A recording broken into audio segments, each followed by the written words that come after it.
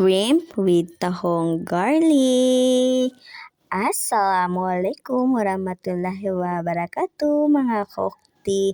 3 a.m. po ng madaling araw ay agad kaming sumugod mag-asawa sa palengke. Opo, para po bumili po ng tahong 70 at 80 ang kilo. So halagang 50 pesos lang po ang binili namin dahil kami lang naman dalawang mag-asawa.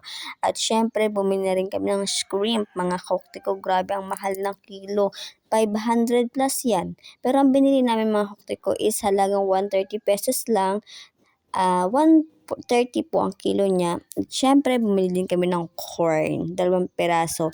At yung mga ano na yan ay pauwi na kami. At syempre mga kuti ko, pag uwi, hinugasan ko na agad ang mga yan. Ang shrimp at ang tahong, nalaga ko na din yung corn at saka yung tahong. At syempre, magigisa na tayo ng bawang. At niligay na nga natin ang corn. Nilagay na rin natin ang tahong. Hinalo-halo ng bahagya ang tahong para yung corn masip-sip din niya at maano rin kumapit yung amoy nung garlic. At syempre, nilagay ko na rin yung shrimp. O, diba? Yan talaga yung natin pang malakasan. Charis. Tapos, nilagyan ko na rin ng Sprite. Yan ang magsisilbing medyo sabaw-sabaw niya. Kasi nga, kailangan hindi siya umaapaw yung sabaw. At yung nilagyan din natin ng oyster sauce. Mga kokti ko, pwede pong gamitin, okay? Tingnan ko po ang ingredients niya. Walang kahit na anong klaseng meat na nakalagay po sa kanya, okay? So, pagkatapos po niyan, ay nilagyan ko na rin syempre ng magic syrup para lalong sumarap ang ating lulutuin. Hala naman, talaga naman, magic syrup. At syempre, after kong lagyan ng magic syrup ay nilagyan ko naman ng asin. A little bit lang naman ang nilagay ko na asin, di ba? So after niya, nilagyan ko din ng chili flakes. Syempre, alam nyo naman yan. Para, alam nyo na. At syempre, nilagyan ko din yan ng chili powder. Para naman medyo maanghang-anghang pag kinain natin kasi masarap pag maanghang. And after niyan, haluin natin syempre. At pag nahalo, hayaang kumulo. At pagkakulo, ito ay luto na. Di ba?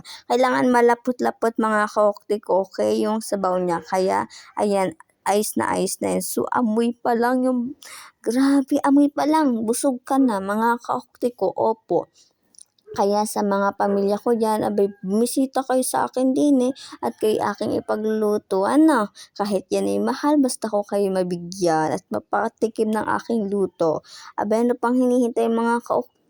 Ay kumuha na ng inyong bahaw at tayo ay sasalo-salong kakain na din nga.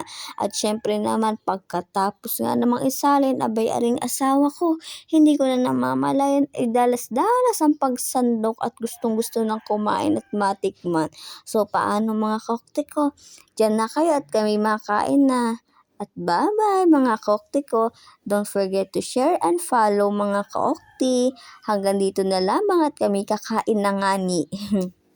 So, babush mga kokti ko. Assalamualaikum warahmatullahi wabarakatuh.